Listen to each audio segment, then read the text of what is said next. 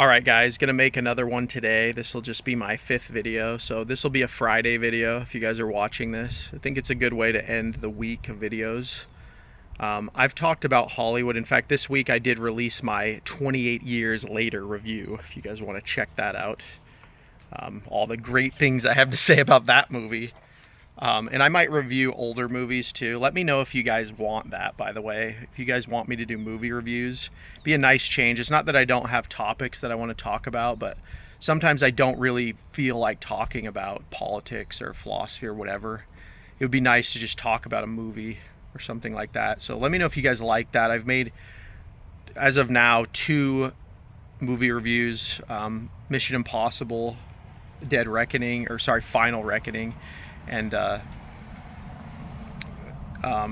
28 years later. So I'm calling it the End of Hollywood series as well. So when you guys see that, I might make like a logo for it, but when you see that in the title, it's going to be the End of Hollywood, and then I'm going to put the movie next to it, because these are movies that I'm going to specifically review, and I'm going to critique why these are the movies that are basically going to, they are already signaling, but they're ushering in actively the fall of Hollywood. And there's a really good movie that I want to review in depth called Babylon, from 2022, I believe, with Margot Robbie and Brad Pitt. That movie was shockingly good. That was like it's like a Martin Scorsese level of good, and not enough people have talked about it. So I will be making that review in the future, so look out for that. But that one's going to be a little bit more in depth, and I might need to rewatch it again because I watched it once. It's a very long movie, but that movie is almost like it's like a lamentation of Hollywood, but at the same time it shows you the disgusting reality of Hollywood, of like what it started in the 20s, right? Like what they were doing out in the desert there. They used to call it Hollywood Land. That was what the sign said when it first started. It was just ultimate MKULTRA levels of just, you know, disgusting behavior. So that movie shows it very well, and so I will be covering that.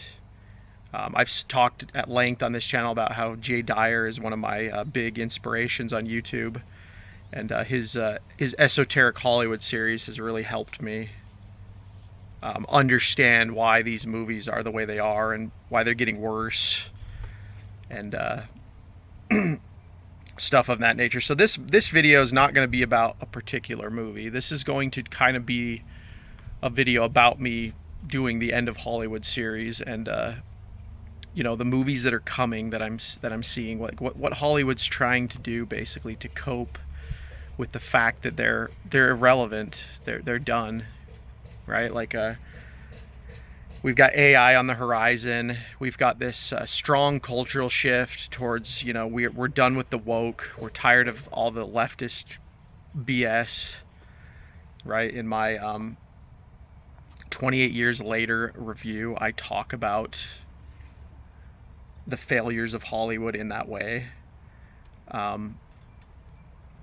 won't spoil the review here, but if you guys like watch the video, you'll see what I'm saying. Hollywood has this tendency to just deal in abstractions because, you know, they want to avoid the truth. They want to avoid actually logically examining things. Some of the best movies are movies that do this,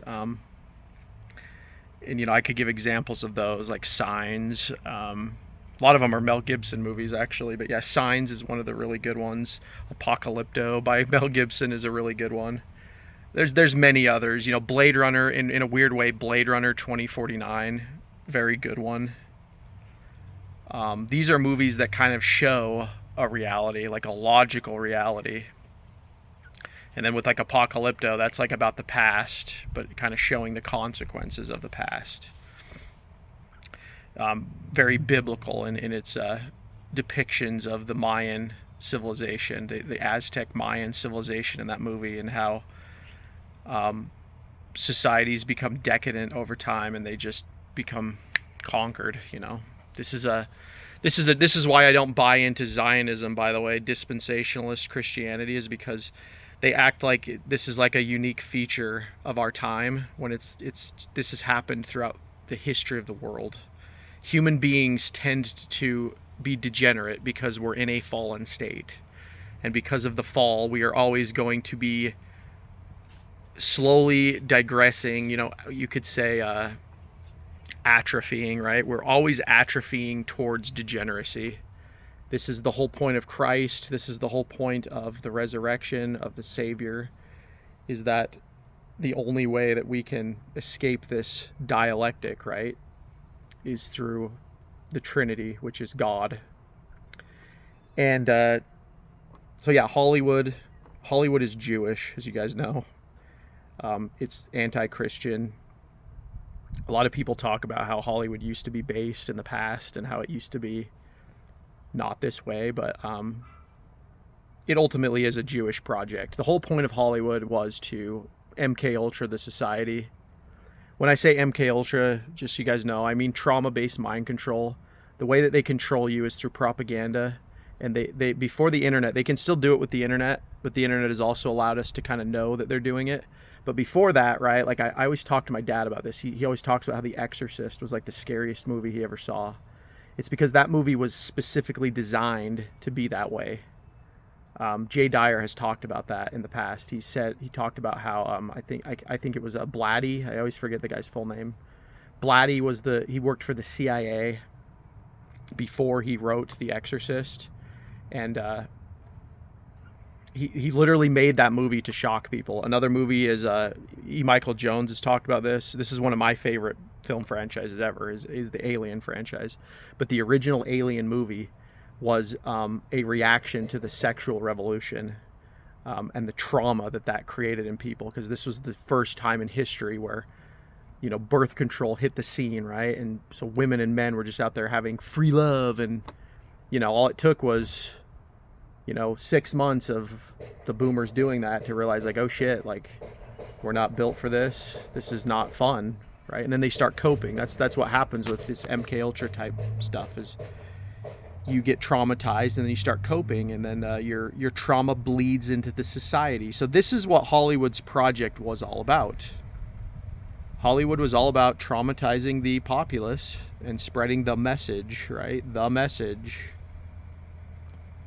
That the message changes, right? So like when it first started out, it was about women's liberation. Like we'll talk about like the key issues, right? It was about women's liberation, free love, specifically that, because the entire goal of this was always satanic, right? You could say Talmudic. This is why I say Jewish, because only the Jewish mind can conceptualize reality in this way, because it's almost like a metaphysical thing, where when your culture has rejected Christ and created an alternative, you're going to be against that worldview, right? And they package it. This is, if you guys have read Shakespeare, this is what The Merchant of Venice is about, the story. This is why, by the way, if you ever wonder why Hollywood never touches Shakespeare, they've done like Macbeth and a couple things, but I've always thought about this, is that there's an entire treasure trove of stories to be told in film format through Shakespeare, but they won't touch it because Shakespeare was one of the guys that he would expose them. They don't touch this thing, right? They don't touch certain things. This is also why they don't make a lot of biblical movies.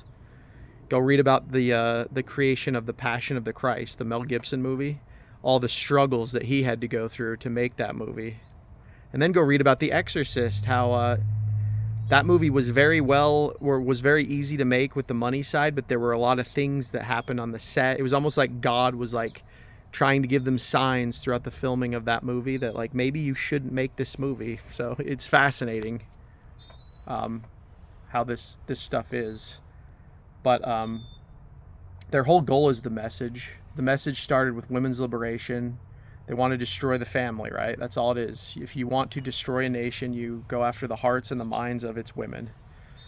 So they got that accomplished, right? They got the women starting to think more independently, right? More feminist. And this really was apparent in the 90s. The 90s was infamously known for the movie G.I. Jane, one of the most cringe movies you could ever watch, by the way. There's movies now that are all like this, but You have to understand that when G.I. Jane came out, there was nothing like this, and it was people celebrated this kind of crap back then. But you go watch it now, and it's ultra cringe, ultra cringe. But this is what they're pushing, right? They wanted to push this idea that, like, oh yeah, a woman can join the military and she can become a Green Beret and she's just as strong as a man, and absolutely ridiculous. So Demi Moore, it was one of the original feminist icons in Hollywood.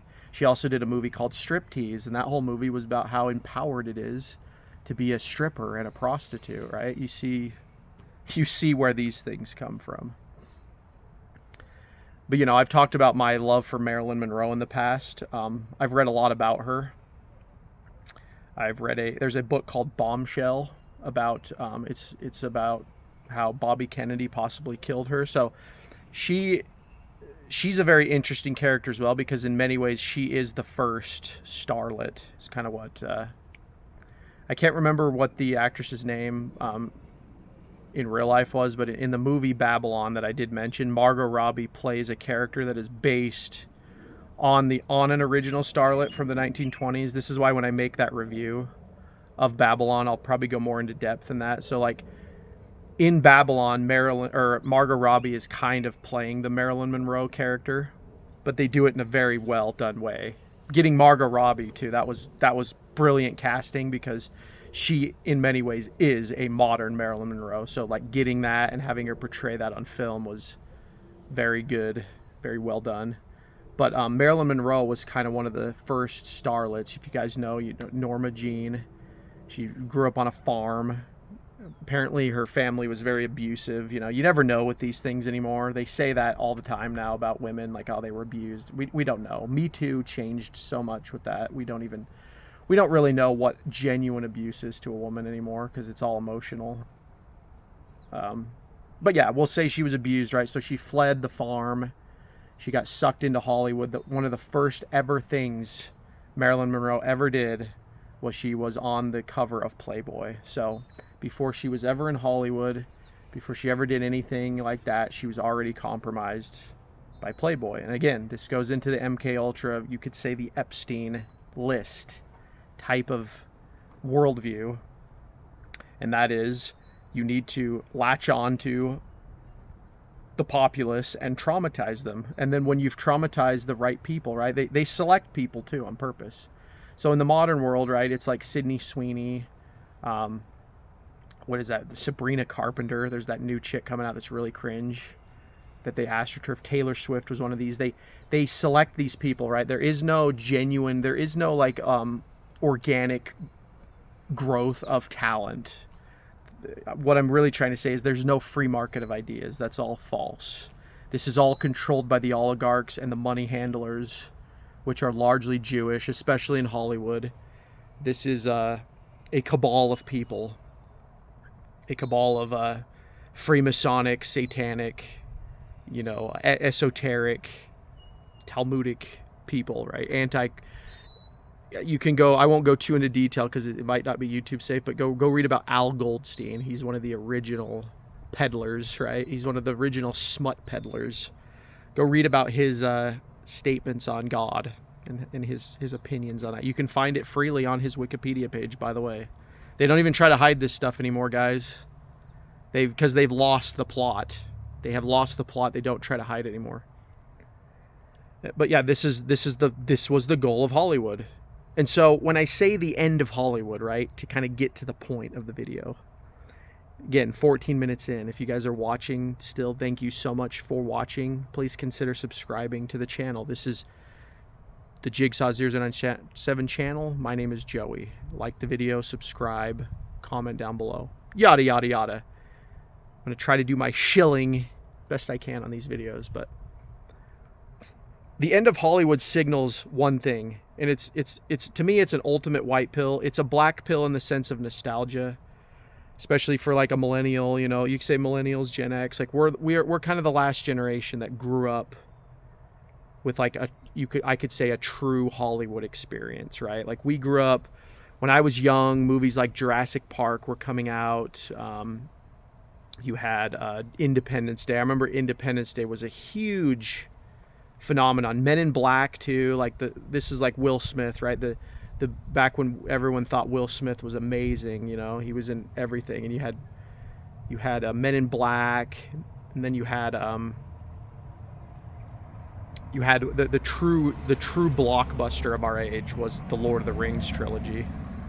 That's how I know I'm old. Is at my job, I'm talking to people that were born like during or after, like right after those films were done with their theatrical run. Like when you meet someone that was born in 2004, for instance, that means they're 21 right now. So they were born like right when Return of the King like came out. So they never experienced it. That's what I was it's like, that's crazy. So like these people don't have true Hollywood experiences.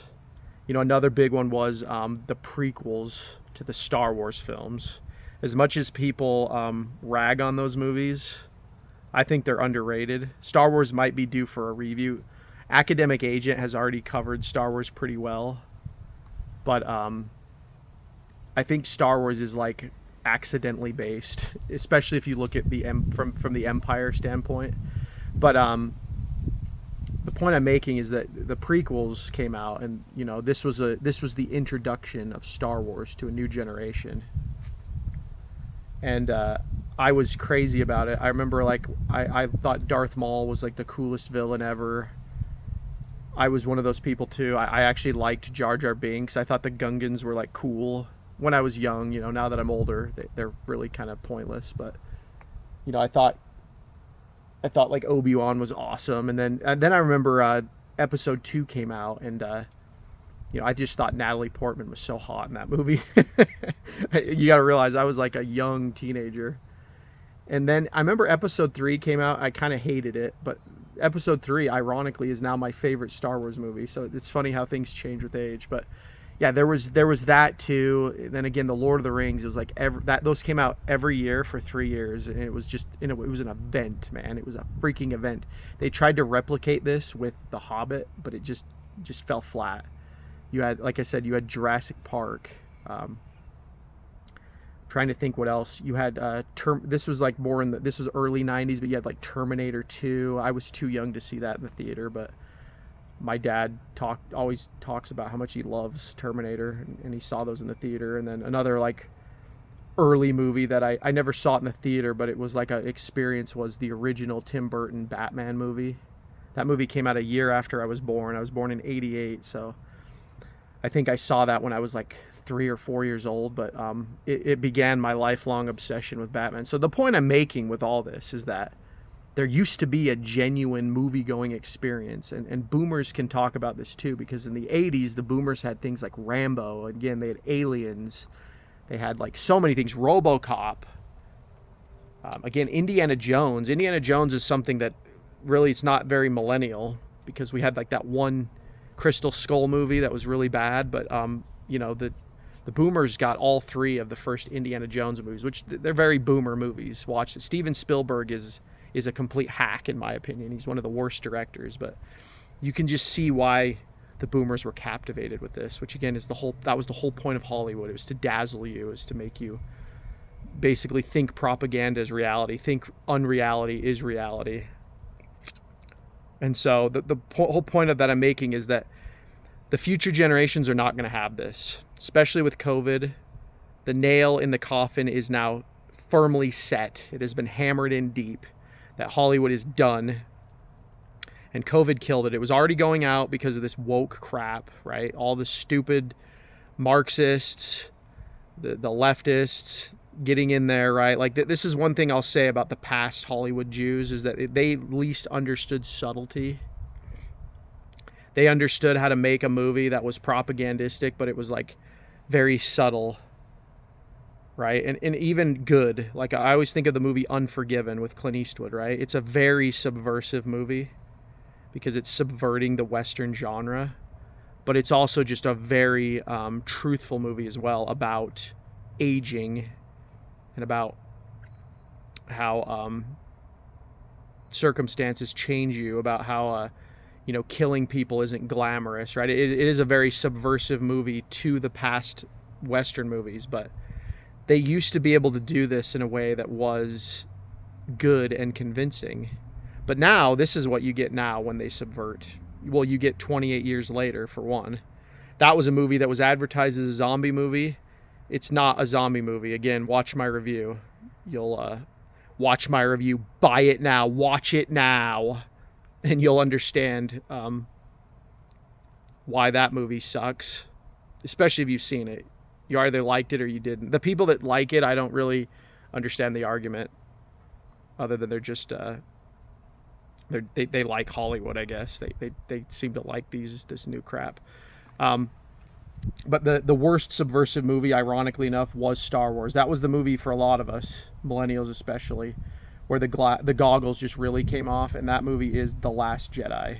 That's the one where it's like, okay, they're just going to flip everything on its ear, right? Like, now we've got the strong whammon Jedi. Luke Skywalker has become a complete cuck. He's off there hiding on a planet.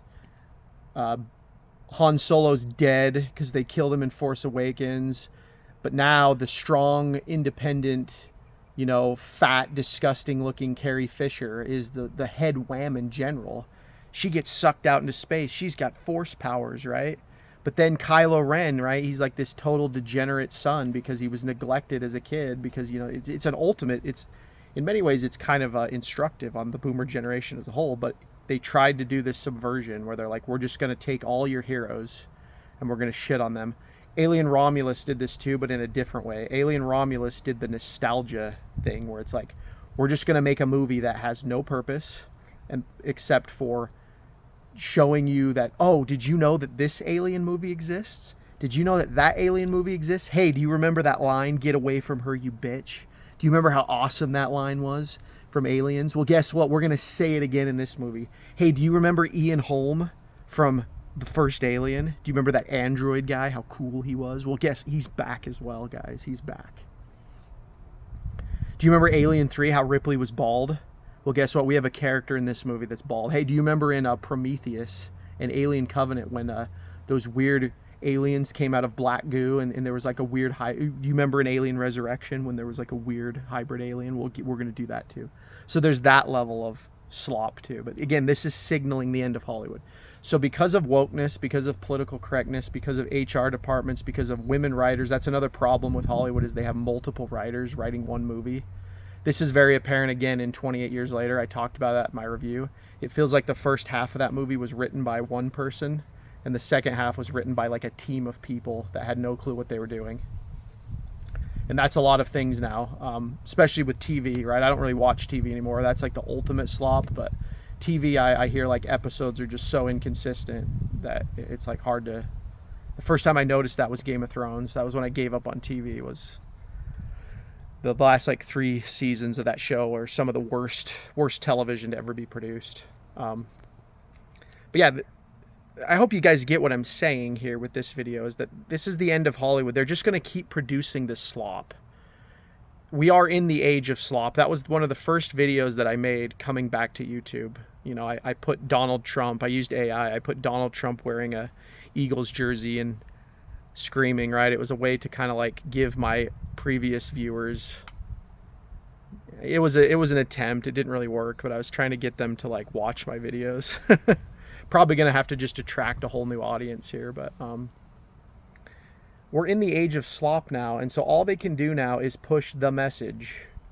But the message now is it's transgenderism, it's gayness, it's just, like all the things that are just completely unnatural. There's no subtlety anymore. It's pushing black people. They put black people in everything. There's a new Brad Pitt movie, perfect example. This is like the ultimate cringe thing. There's this new Brad Pitt movie coming out called F1. And if you watch the trailer, you already know what the movie is. It's going to be this old, aging race car driver, but he's going to pass it on to the young, fresh black guy, right? This is Creed all over again. The Creed movies did this too with Rocky, where it's like but those movies were not as bad because Apollo Creed, it had the Apollo Creed tie, but the movie was still about, Rocky, the aging white boxer, passing the torch to the young black MMA fighter, right? And that really was apparent in the third Creed movie. If you guys go read about the drama there, they actually kicked Stallone out of the movie over creative decisions. So they kind of made that movie to spite him, which is kind of disgusting to think about. Stallone, if you guys don't know, he's one of my favorite actors of all time. The Rambo movies, to me, as cheesy as some of them are, absolute cinema, and just perfect, especially First Blood, perfect representation of masculinity on screen. The very end, nothing is over. You can't just turn it off. That's perfect masculinity right there. That's how it is to be a man. If you guys want to know what it's like to be a man, especially in the modern world, that's how it feels. So yeah, the end of Hollywood is we're just going to continue to get more slop. You know, I keep getting disappointed every time I go to a movie. That's what inspired me to make this movie and start this series, is that every time I go to a movie, I'm getting all hyped up, right? Like I started noticing this really last year with Mad Max Furiosa, right? I wasn't like super hyped because I knew it was going to be a girl boss movie, but I was like, okay, this is going to be good, because like Fury Road was like one of the best movies of the 2010s. I always say there were 3 movies of the 2010s that were absolutely amazing. It was Blade Runner 2049, Mad Max Fury Road, and Interstellar. Those were like the 3 best movies of that decade. And so, you know, I got really hyped for Furiosa, and it wasn't bad. I'm not going to say Furiosa was a bad movie. I think it was a decent mid. But then, you know, Alien Romulus was coming up. I was like, and you got Gladiator 2. I was like, okay, I'm kind of excited. Gladiator 2 was one of the worst things I've ever seen in my life, to the point where like I want to just forget it exists. And then same with Alien Romulus. Alien Romulus at least has the advantage of having like cool alien stuff on screen, but there's like scenes in the movie where like there's a scene where they literally hold their breath and the facehuggers can't see them. Like there's levels of retardation in that movie that I didn't think possible. There's this new Jurassic Park movie coming up, right? Rebirth, which I actually think that Jurassic World and Jurassic World Fallen Kingdom are very underrated movies. But then the third movie, I think it was called Dominion, that was really bad, because that was when they started to do the boomer thing again of like, hey, do you remember Dr. Grant? Do you remember Ian Malcolm? Do you remember Laura Dern's character? Like, they're all back. They're all back, baby. And so yeah, there's this new Jurassic Park movie coming out. You know, I'm a little excited, but I know I'm going to go into the theater and I'm going to be disappointed. The new Mission Impossible movie, right? Like, I liked Final Reckoning, but it was easily the worst one, and that movie was really the signal. It was my inspiration for this series going forward. That was the inspiration of like, oh shit, like Hollywood really is dead. You've got Tom Cruise begging you on every movie now to like watch movies. Like, please bros, just trust me, bros. Please just trust me this time, bros. I promise, bros. Like the movies don't suck anymore, bros. And then you watch it and it's like, you have Kamala Harris as your president in this movie. You have a tranny submarine operator. This is Mission Impossible Final Reckoning. The only reason that movie even is worth a damn is because Tom Cruise is in it. And so, yeah, I hope you guys enjoy this video. I hope you enjoyed this video. I hope you enjoy my movie reviews, and I hope you would enjoy this series going forward, because I'm gonna probably go see Jurassic Park next. That'll probably be the next movie review that I make. Will be Jurassic Park Rebirth, or sorry, I should be calling it Jurassic World. That's what they call it now. Jurassic World Rebirth. That'll probably be my next movie review, because that movie's coming out like next week, 4th of July weekend. And then after that, I have no clue. I don't really see a lot of movies in the theaters anymore. But there's still other reviews too that I want to make. Like, another movie that I really want to make is a review on is The Weatherman with Nicolas Cage. That movie was shockingly good. So yeah, I hope you guys like this. 30 minutes. I'm ending it, but comment down below. Let me know if you guys like this. If you would like movie reviews more. You know, like the channel, subscribe, share the videos, all that jazz, all that shilling, guys. But with that, I will talk to you later on the next one. You guys have a great weekend.